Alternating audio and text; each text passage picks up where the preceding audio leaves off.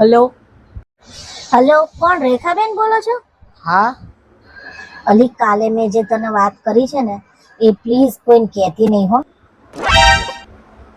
અરે ના કહું, કોઈ દિવસ કહેતી આવીશ કોઈને?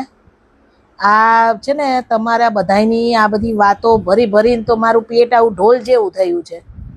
કોઈ દિવસ ના કહું. અલી, મેં તને વાત કરી હતી ને કે સરિતાની છોકરી જોડે મેં મારા છોકરાનું માંગુ નાખ્યું હતું, તો સરિતાએ મારા મોઢે ના પાડી દીધી. બોલ, મને કે તાર છોકરાના લક્ષણ સારા નથી. બોલ, આવું કીધું. સાચી વાત છે. શું બોલી તું? અરે કંઈ નહીં કંઈ નહીં. સરિતાએ બીજું શું કીધું? તું આવા કેમ પ્રશ્નો કરસ? કાલે મેં માંડીને તને બધી વાત કરી હતી તોય. અલી, તને હવે મારી એક સાચી વાત કહું. મને છે ને બધું બહુ ભૂલવાની ટેવ પડી ગઈ છે. હું રોજ સાંજે છે ને 4 બદામ પલાળું છું, પણ તને તો ખબર છે સવારે ઉઠું ને એ પહેલાં તાર જીજાજી એ 4 બદામ ખાઈ જાય અને પાછી હું બધું ભૂલી જાઉં. બોલ. સાચી વાત છે તારી. કાલે ઓલી સંગીતા કહેતી હતી કે રેખાને છે ને અહીંની તઈની અહીં કરવાની બહુ ટેવ છે. આ તારા ભૂલકણા સ્વભાવ લીધે અમે કેટલા હેરાન થઈએ છીએ ખબર તને? સંગીતાડી આવું બોલતી હતી? સંગીતાડીને આવી ટેવ છે અહીંની તઈની અહીં કરવાની.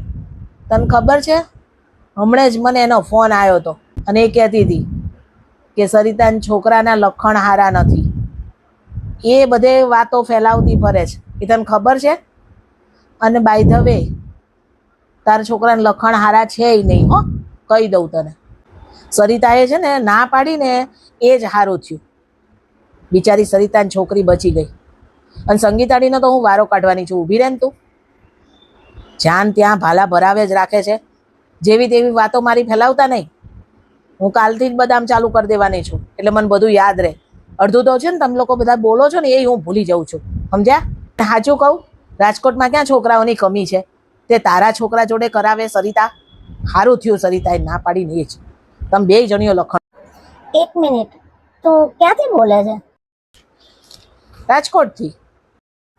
પણ તું તો અમદાવાદમાં રહે છે. મને અમદાવાદ છોડે 30 વર્ષ થઈ ગયા. તમારું આખું નામ શું? રેખાબેન ગિરીશભાઈ જોશી.